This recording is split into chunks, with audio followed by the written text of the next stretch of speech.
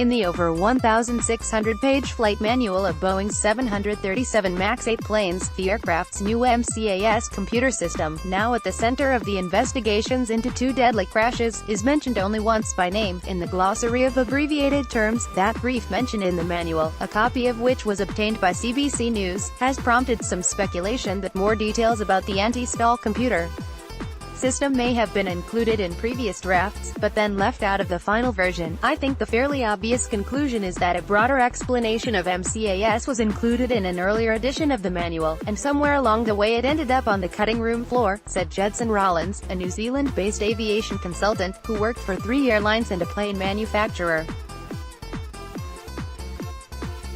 Rollins believes it was cut to prevent the MCAS from having to be included in 737 MAX transition training, which in turn will save 737 MAX operators training costs, few hours training. But Rollins said that including MCAS in the manual would suggest it was a significant enough system that pilots would need to undergo classroom or simulator-based training. The crash of Ethiopian Flight 302 on March 10 and that of a Lion airplane in Indonesia in October has prompted Canada, the UK, and other countries to ground the Boeing 737 MAX 8 aircraft. Boeing costs for that extended training, he said, could range anywhere from hundreds of thousands of dollars per plane to the low millions. The operating manual mentions the term MCAS under the section entitled Abbreviations, where the acronym is defined as Maneuver Characteristics Augmentation System. That's the one and only reference to MCAS, which is suspected of playing a role in two recent crashes involving MAX 8 planes in Indonesia and Ethiopia, which killed 346 people in total. Raymond Hall, a former Air Canada pilot, said, "It's very interesting that the subject of MCAS was broached in the manual, but that no follow-up was done to explain it." Hall said that Boeing has historically been quite vigilant in making sure that all of its systems are laid out in clear terms, both in pilot training and in pilot manuals. The system is critical to the safety of the flight, and pilots ought to have known that it was there, ought to have been able to recognize it when it was implemented, and ought to have been able to respond effectively. Hall said, critical to the safety of the flight, said he didn't think there was any sinister action on the part of either Boeing or the U.S. Federal Aviation Administration, FAA, but that it was a matter of oversight shortage. The only reference in the MAX's operating manual to MCAS is in the section entitled Abbreviations, where the acronym is defined as Maneuver Characteristics Augmentation System. The Seattle Times recently reported that the FBI was joining a federal grand jury criminal investigation into the certification process that approved the safety of the 737 MAX.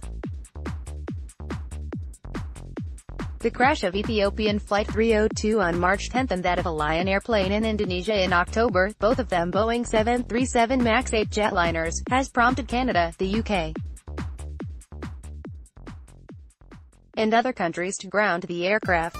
According to investigators, data obtained from the flight data recorder in the Ethiopian crash reveal clear similarities with the Lion airplane disaster. Following the Lion Air crash, pilots sat down with Boeing executives to complain they had not been given any information about the new MCAS system. This photo, provided by the French Air Accident Investigation Authority on March 14, shows one of the black box flight recorders from the crashed Ethiopian Airlines jet.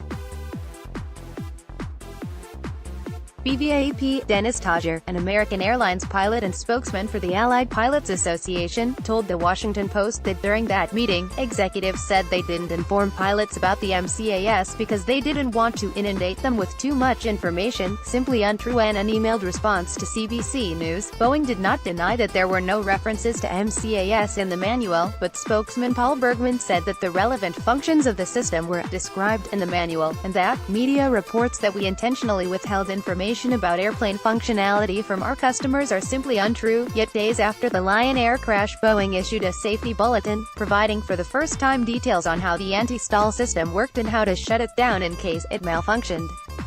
The MAX, which came into service 2 years ago, features the new automated MCAS, which is meant to prevent an aerodynamic stall, which can cause a loss of lift, sending the plane downwards in an uncontrolled way.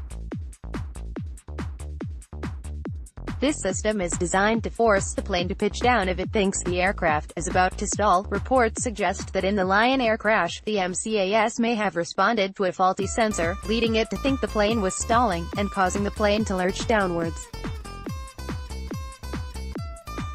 The pilots, unfamiliar with the MCAS system, may have been helpless to respond and unable to bring its nose back up.